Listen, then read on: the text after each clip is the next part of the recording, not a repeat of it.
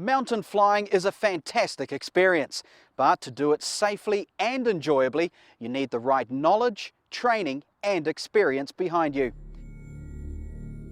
Between 1995 and 2009, the lack of mountain flying training has been a cause in several fatal aircraft accidents, with at least 29 lives lost. That's why the CAA is adding mountain flying to the PPL and CPL aeroplane syllabuses and has reviewed the helicopter syllabuses. This DVD is an educational tool for those holding or training for a PPL or CPL to visualise some essential mountain flying concepts before training with an appropriately qualified instructor. It covers terrain and weather awareness for PPL level and basic mountain flying skills for CPL level. It does not go into the advanced skills required of Part 135 operators who fly in mountainous environments all the time. With just under 60% of New Zealand's terrain considered mountainous, it's essential that all pilots learn, practice and develop their mountain flying skills. You don't have to be flying amongst snow-capped peaks to develop the skills you'll learn during your mountain flying training. The same principles can be applied to any terrain, no matter how high it is. All pilots understand that no paper manual can ever capture the full sensation of flight. And with that in mind, we've utilised multiple digital video cameras to give you the best possible look at some of New Zealand's most spectacular alpine flying in both helicopters and fixed-wing aircraft. We've also recruited two of the country's most experienced mountain flying instructors and are going to watch on as they share some of their knowledge with two young rookies.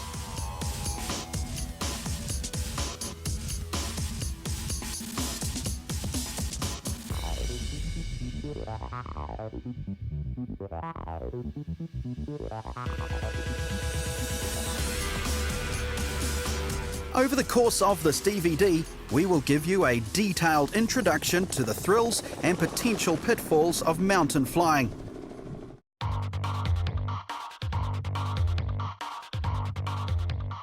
Wind is probably the most significant factor influencing your flight within any terrain.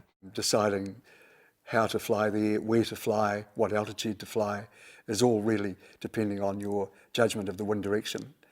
There is usually wind in any mountainous area. Assessing its strength and direction will help in planning your route for the smoothest ride.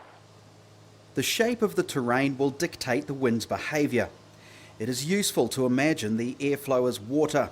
Think about how it would flow over the terrain, where it would accelerate through passes, divert along valley floors, or be forced over a ridge. Consider the angle at which the flow will strike obstacles. Visualising the flow of the air through terrain as if it were water significantly improves your understanding of how to anticipate what the wind is doing. If the terrain is very broken, you're obviously going to have quite rough wind. If you've got nice big round hilltops and you're working on the windward side, the wind will be nice and smooth. Turbulence occurs where flows either mix together, tumble over obstructions, or where the flows decelerate.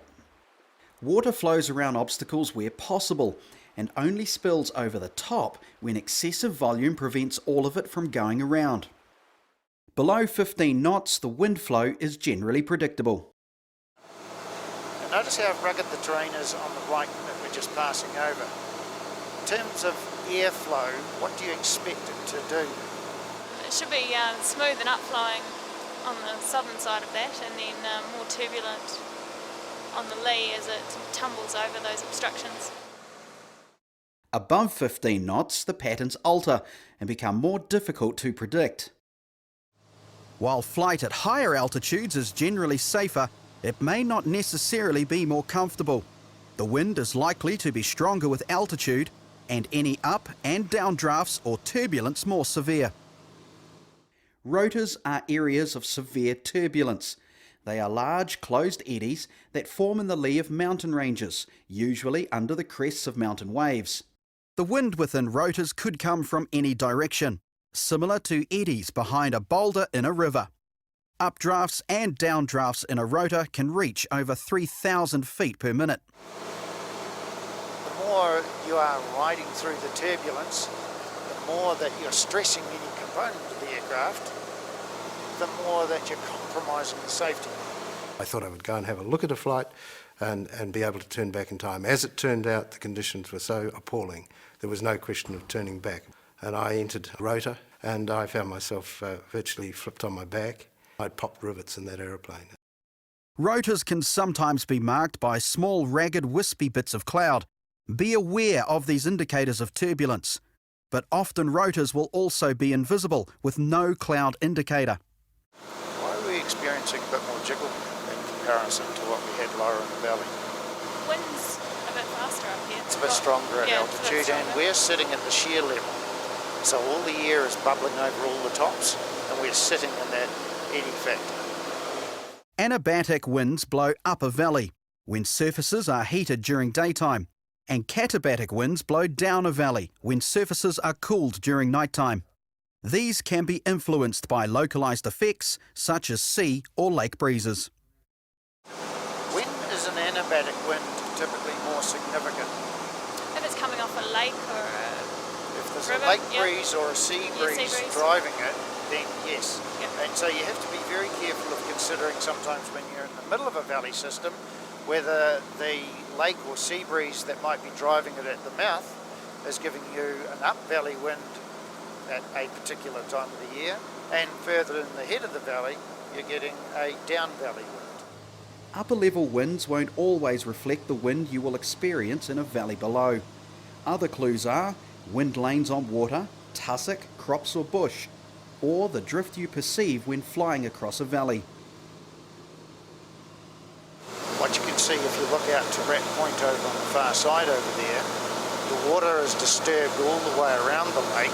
And notice how in the lee of Mount Brighton and Rat Point there, it's not so disturbed, but there's definitely a squall line that comes out at an angle almost to where we are at the moment.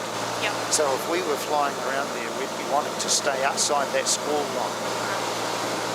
So the stronger the wind, the more you need that training, that understanding, that experience to be able to position the aircraft appropriately, configure it appropriately, and manage both the safety of the aircraft and the comfort for those who are on board, not to mention yourself.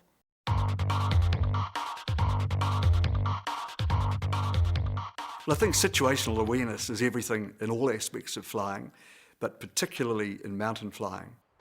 Difficult lighting conditions, contrast, and the sheer scale of the mountainous environment can make it very easy to drastically misinterpret a situation, particularly if your eyes think they see something that is actually a visual illusion, distorting your perception of where you are and how safe you are.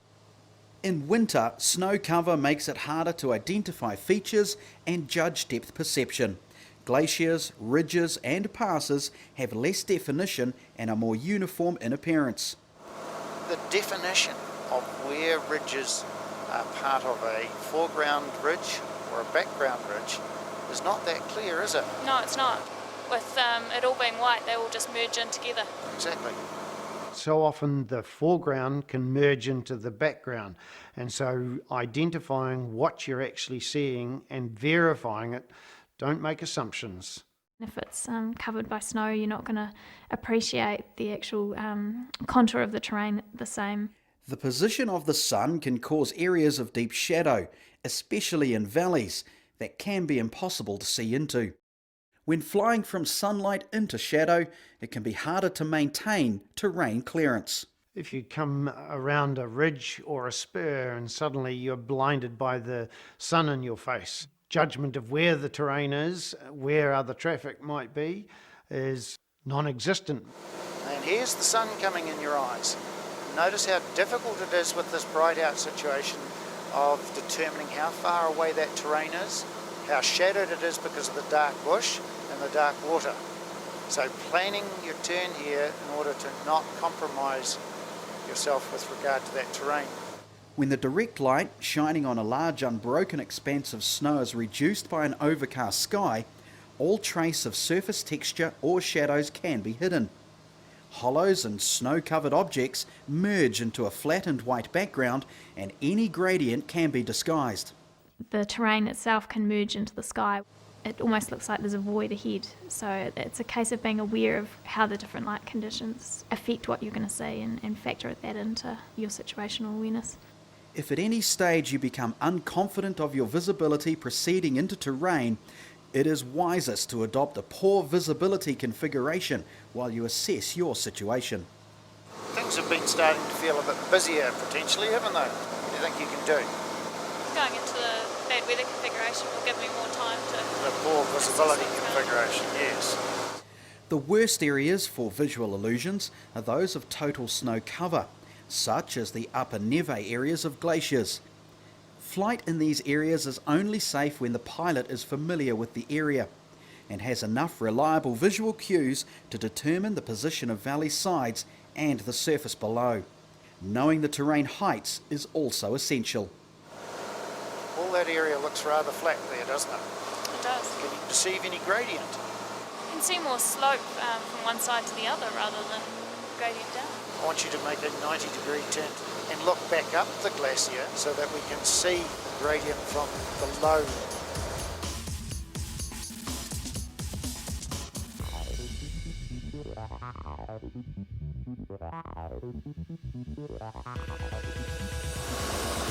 Oh, it's so evident from this angle. And see how intimidating it would be if we were lower than what we are now.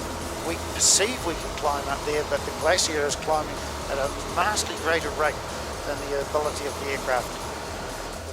The clarity of the air can also influence this judgment. You can misjudge the space available and the aircraft's inertia when calculating turn radius and the effects of speed, weight, configuration, wind, turbulence and visibility. You can see how the terrain with the clear air is quite intimidating in terms of its proximity. Absolutely. But if you have a look on the map, it's probably a good mile wide. Don't let the terrain bully you. The first time I flew into a valley that was somewhere near a kilometre wide, I didn't believe that I was going to have room to turn. So the key is to verify what you think you see, because it may not be quite that way. If you spot a hut on a mountainside, something that you can recognise the scale and the size of starts to give you the reality of how awesomely large some of this terrain is.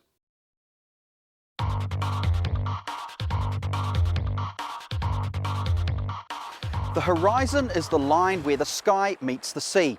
Without a defined horizon, it's difficult to maintain a consistent nose attitude. So, what do you do when the terrain or the weather prevents you from seeing the horizon? The horizon is probably the most important aspect in mountain flying, or should I say the lack of horizon is probably the most important thing. The key thing is imagine the terrain as if it were transparent and then superimpose that imaginary horizon on the terrain in front of you. All the time you've got that imaginary horizon in your mind when you're manoeuvring, where roughly your height is. Whatever the manoeuvring, you need that reference to position the attitude of the aircraft and then be able to confirm that with the instruments. The lack of a visible horizon is a potential hazard which can easily fool pilots into subtly raising the aircraft nose when flying up a valley with a gradual gradient. People find themselves being bullied by the terrain into raising their nose, losing airspeed, and if they don't become aware of it, the worst scenario is essentially stalling. If this goes unnoticed, you can end up with not enough height or space to recover. Look down below and see how close the terrain is there. It's about 600 or 700 feet below, and yet we started entering here at 2,000 feet, didn't we? We did. So it's a trap. If we're not aware, we can find rather late that our airspeed is washed off and we have a potential stall on our hands. A useful starting point in learning the skill of horizon awareness is to practice turning from a position where you can see the horizon to one where you can't. Now looking ahead and seeing where the real horizon there enters the land, continue taking that all the way around through the mountains, and draw that line for yourself there. Okay, roll the wings level. We'll just track a bit closer to the terrain, and we'll then make a turn to the right where you've got this horizon that you've superimposed and is imaginary, and you're going to then intercept the real horizon and come back to intercepting the imaginary horizon, and see how accurately you've managed to achieve it. Okay. Commence a turn to the right. So it's just below the snow line, isn't it? That's good. Once you have begun learning this technique, you can advance to the next stage of flying in an environment where the horizon is not visible. And see, our instruments are verifying that we're not level, we're actually descending, aren't we? We are. So reposition the nose relative to your imaginary horizon line. Superimposing an imaginary horizon takes a bit of getting used to. Actually figuring out how to do it is a hard bit for starters, and then once you're used to doing that, remembering that you need to do it at all times is also the next challenge. Now I'm having to concentrate quite hard on where my line is. Does this get a little bit easier with time? It typically takes the average person about 5 hours of practice to make that an instinctive identification of where the line is, and always know with confidence that's where you're going to position the nose attitude to. With more and more practice, it does get easier and easier. One of the things you can notice here at the moment, the bush is around about 3,000 feet just out here. That's typically the snow line, and it's at times when you don't have snow in the summertime, quite a good reference. Keep your eyes outside so that you can see and respond to any change in nose attitude straight away. You'll see this change in nose attitude well before the instruments will indicate it. The lag in the instruments means that the nose attitude will have changed by the time the instrument actually indicates it. Make sure the lookout is outside 90% of the time and only verifying on the instruments 10% of the time.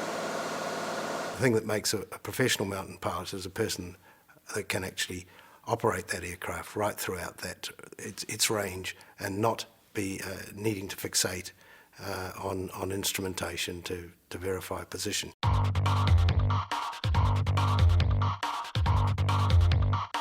And making your turns in this area here. On the ground, plan which valleys you intend to use and familiarise yourself with their orientation on the chart. As soon as I start to wonder or feel uncomfortable again, do another check turn. When entering a valley, always double check you are in the right one by looking at the compass and chart. This simple check could have prevented several accidents where aircraft have mistakenly turned up narrow or dead-end valleys. It's a sensible policy not to fly up a valley that you haven't flown down before. When flying up a valley, make sure there's enough turn radius available to turn back if necessary. If you're unsure, make check turns before proceeding. Don't forget to do a check turn and ensure that you are comfortable you have turn radius available. Looking forward and judging how much angular bank you need to use all the available space, therefore leaving you with options when you come out of the turn. And confirming you have the turn radius there. It's actually quite amazing how little space you do need to turn around in a valley. Normal technique is to fly in the smoother updrafting air on the lift side of a valley. When valley flying in high density traffic areas, keep right. When the valley is narrow, we want to be positioned on whatever side is deemed appropriate for right of way or lift and sink conditions, but be positioned so that we've always got our escape route immediately available. Initially, being on the right-hand side of the valley is appropriate so that an aircraft coming in the opposite direction would pass you pilot to pilot. If you are unable to comfortably maintain altitude on the right due to turbulence or downdrafts, then change sides. If you need to fly on the left, say so in your position reports. In narrow valleys, commit to one side or the other to allow enough room to turn around if needed. Never fly up the middle. This is a no man's land with no escape route possible. Because if you need to make a escape out, you've got a decision. Do I turn right? Do I turn left? Any of that delay makes the issue more hazardous. We're just going further and further up a valley and we'll get ourselves into no man's land here. So keep thinking, positioning yourself to make your turn. So we should be on one side or the other, never in the middle unless it's quite a big valley. You fight your natural instinct to just want to drift back into the middle of the valley instead of hugging one side or the other. In a narrower valley, a more comfortable turn can be achieved by slowing the aircraft down, applying up to optimum flap, effectively adopting the poor visibility configuration. Remembering with application of flap, we need to apply power to overcome the drag and maintain control of our speed. In large valleys, where turning radius is not an issue, anywhere right of centre is appropriate.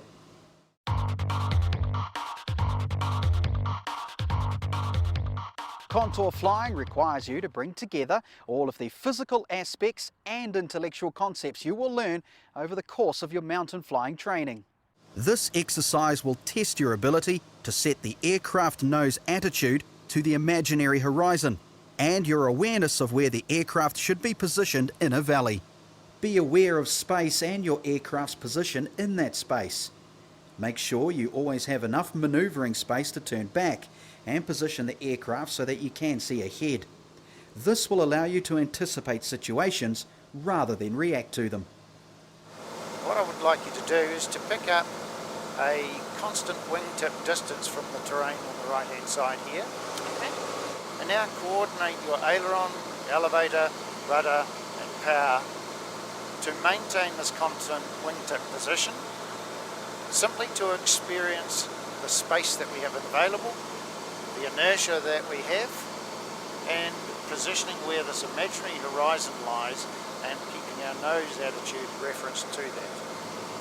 Fly a constant altitude to recognise any change in the gradient of the valley floor. A useful exercise is to descend down a valley, maintaining a constant height above the valley floor, and note the VSI descent rate. I want you to roll out on the appropriate side and follow the valley gradient down. It's quite a significant gradient. If we were trying to climb up this valley, that begs the question, what training aircraft is going to manage that rate of climb? Because we're descending at about 1,200 feet a minute at the moment and we're not keeping up with the rate that the valley is descending, are we? Always maintain a situational awareness of your escape options and monitor their continued viability. Your escape options could be a turn back in the direction you have come using an alternative pass, or climbing out of the valley you are in. Don't rely on aircraft performance to get you out of trouble. Be aware of the limitations of your lookout and how to overcome them. Right, can you see around the corner at the moment? No, I can't see anything at all. When flying in valleys, balloon out to see around blind corners and then reposition to the appropriate side. Just going to give myself more room, balloon out around this corner. Go right across to the other side so that still enables you to make a turn to the right with suitable radius, doesn't it? Always fly in such a way that you've got a good forward view of things, both weather-wise and of other traffic. Traffic will be difficult to see if the aircraft's colour scheme does not contrast with the background. If you become disoriented, remember that downstream leads to bigger rivers, lakes and possibly roads that will help you work out where you are. We should be able to shortly find some reference, whether it be the lake or getting to a coastline where we've got roads and towns and so on to help us reorient.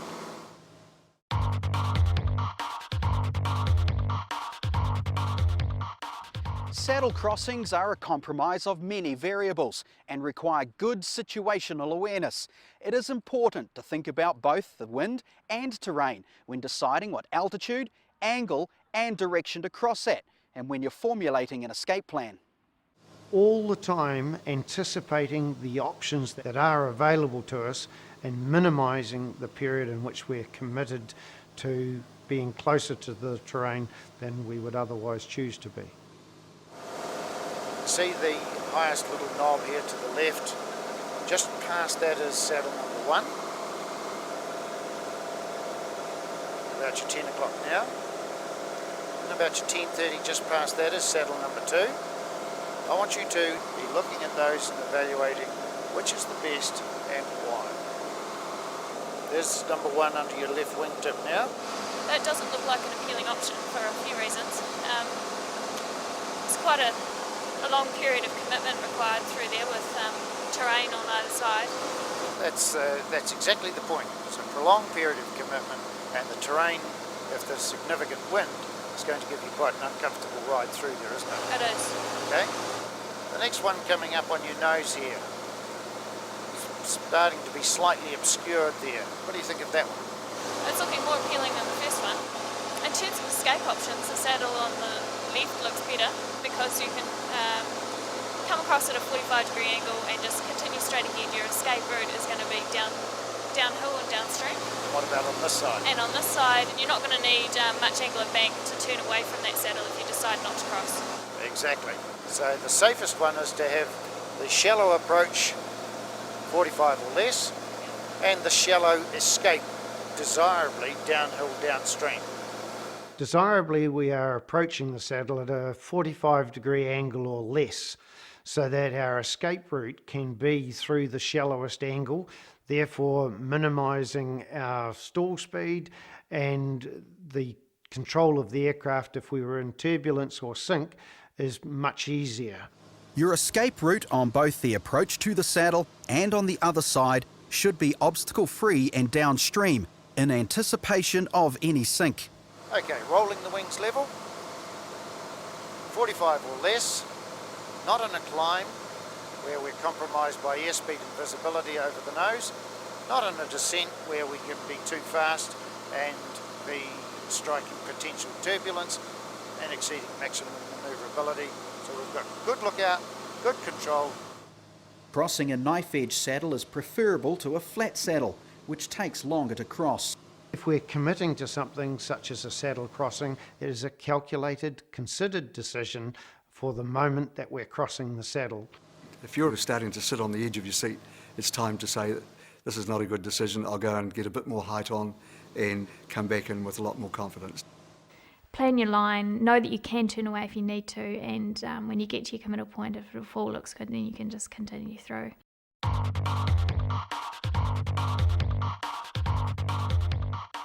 Here are some tips to help reduce your likelihood of getting lost in the mountains, or to help confirm your position should you ever become disoriented on a flight.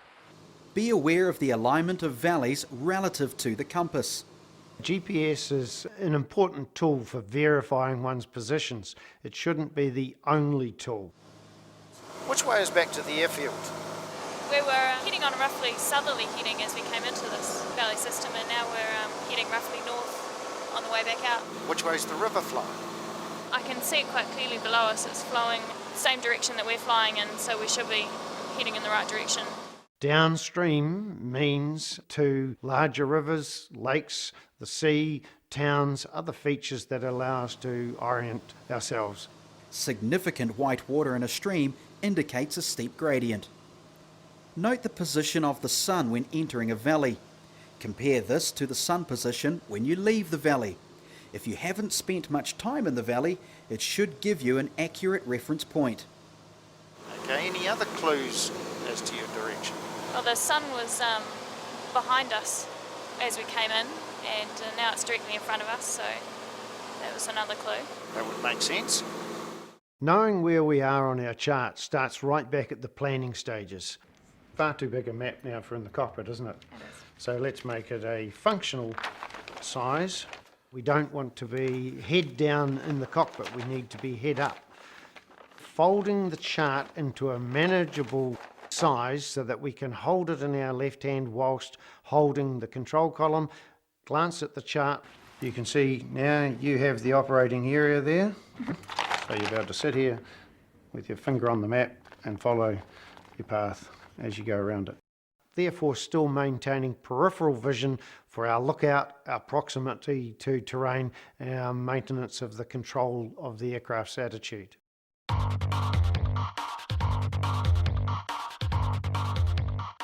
There are a number of difficulties associated with flying in the mountains, Each of these can affect your performance as a pilot.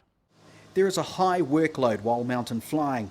Therefore, good management of the aircraft and your passengers is important to reduce stress levels and enhance sound decision making. Flying in turbulence will add to your fatigue and may nauseate you. It's important to anticipate where you expect it to be, and therefore to be able to give your passengers some anticipation of the ride that they're going to experience. And say, look, we are going to get a few bumps here. It's quite okay. Put your seatbelts on. This is quite normal for these conditions. Keep a calm demeanour and look as though you know what you're doing. That gives them some confidence in your competence. Know when to turn back so you don't have to fly while fighting off air sickness. Remember that flight between 10,000 and 13,000 feet is allowed for a maximum of 30 minutes without oxygen.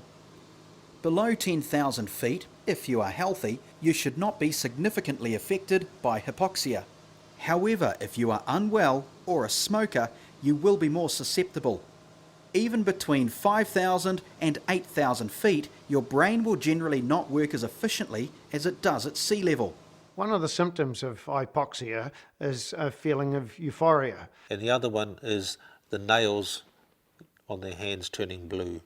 Look for the symptoms of hypoxia in your passengers, as you are unlikely to recognise them in yourself. If they're exhibiting any symptoms of hypoxia, then be alerted to the fact that quite likely then you will be also. The higher you fly, the drier the air, so be alert to dehydration. Glare is also greater with altitude. Reflections occur from cloud and snow-covered terrain. Wear sunglasses to combat this. When using cabin heat, regularly check the carbon monoxide detector to ensure there are no gases leaking into the cockpit. A clean windscreen is very important. Be aware that rain on the windscreen can affect your visual judgment.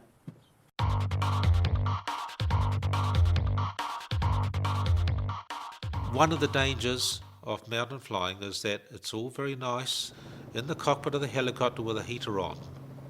But when you get out there in the biting cold wind in that very hostile environment, it can kill you.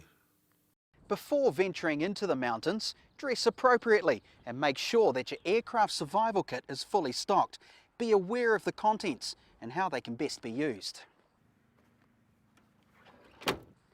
Remember the principles of survival: location, water, food and shelter, and at all times maintain your will to survive. And you can see there's a bit of snow and precipitation there. You need to be making the assertive decisions to turn back. Pushing on is going to force you into a reactive situation. That's when you are least likely to do the right things, make the right decisions. Terrain and weather will limit your forced landing and precautionary landing options in mountainous terrain. Potential options to look out for include paddocks, clearings and riverbeds. Agricultural airstrips are potentially suitable sites. Fertiliser bins on the ground may indicate an agricultural strip. Even roads may be an option. It may be possible to use lift to glide down a valley closer to a potentially more suitable option and habitation. If in doubt about the wind, take a calculated gamble on the direction. Be aware of the need for an early mayday call. Making this before you get too low will increase the chances of your transmission being heard. Think about what frequency is most likely to be monitored. Turn on your 406 beacon immediately. Whether it is a forced or precautionary landing, the first priority is to make a plan. This may look very different from a standard forced or precautionary landing plan because terrain will affect the space you have available to get to your touchdown point. There can be a tendency to crowd the landing area in these circumstances. So you've got partial power at the moment. See if you can select and then plan and execute a precaution landing onto an appropriate site. Well, it looks like below me right here now there's a nice long flat paddock. Whether you use the 7S's and 1C or whatever other tools you have, it's critical to make a plan, but being prepared to amend the blueprint because your 1,000-foot area may be within terrain. We've got all the S's. We consider those, don't we? Yep. Sun is a major problem right now. Yes. So do you think that's going to be a problem in landing that way? Yes, actually, so I'll be much better off to do a left-hand pattern and land with the sun behind me. What other S's are there? Slope. Can you determine any slope down there? It looked relatively flat. Another S. Surface. Another S. Surrounds, so no obstacles on approach and overshoot. We're looking at fences and trees. We're also looking at the overshoot, aren't we, in terms of the surrounds? Yep. Any stock there? No. This is a precision landing. It's not a forced landing, so not aiming for a third of the way in. We want to make sure we use all the available space. You're a bit hot and high at the moment, aren't we? It's intimidating descending for a forced landing. The terrain constricts the area that you can use. It may mean that you're going to end up high if you don't use all the space that's available. Let it come all the way down in here.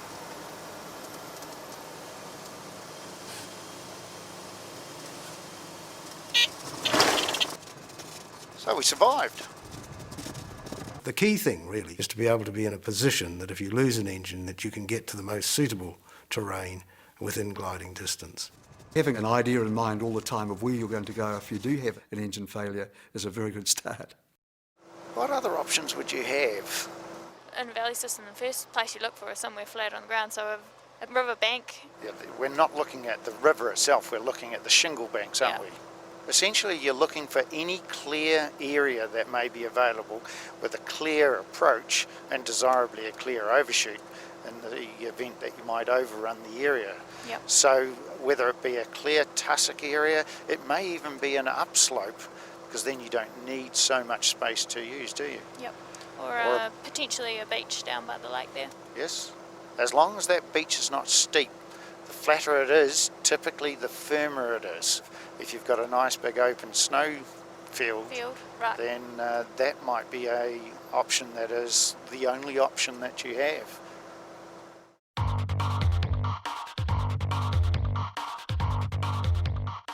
Just remember, it's not the mountains that are dangerous, it's only the pilots that are dangerous. Poor decision making or inappropriate decisions, lack of decisions, the mountains are unforgiving of. One of the most difficult things about mountain flying is you don't know what you don't know until you've experienced it for the first time. Unless your first experience is under controlled conditions with an appropriately qualified instructor to guide you, you could get yourself into a situation that you don't have the skills to get out of. The minimum instructor requirements for teaching terrain awareness and basic mountain flying can be found in the Mountain Flying Training Standards Guide, produced by the CAA. The minimum requirements for helicopter instructors can be found in AC 6118.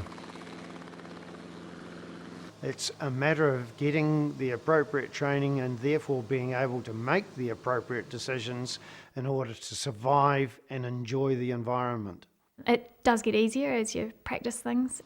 Having an instructor there to remind you, you need that to start with, but then once your brain sort of picks it up, you start to remind yourself about things. Just because you learn to fly in some small mountains in one place doesn't mean to say that you can tackle the large ones somewhere else. And there is absolutely no substitute for experience. If anyone's there thinking, should I go for advanced mountain training? I would say go for it. You'll challenge yourself, you'll learn new skills that you can apply to your other flying environments, and it will just make you a much better pilot. You're always learning. It's a classic environment where if you think you've finished learning, it's time to put your boots up and stop flying. Mountain flying can be summed up with 4 simple principles: horizon, position, options, and anticipation. If we can superimpose an imaginary horizon on any variable terrain, then we can reference the aircraft to where we need it to be. Always putting ourselves in the appropriate position, whether it be in a valley, in a saddle crossing, such that we have options. We always have the escape route available to us. And we do those because we anticipate. Given that, we can enjoy and survive. flying in the mountains. Practicing mountain flying will make the things you learn through good instruction a permanent part of your skill set. Think about the tips you have learned from this DVD and revisit it from time to time. Apply what you have learned so that you and your passengers can safely enjoy the pleasures of mountain flying over a long and happy flying career.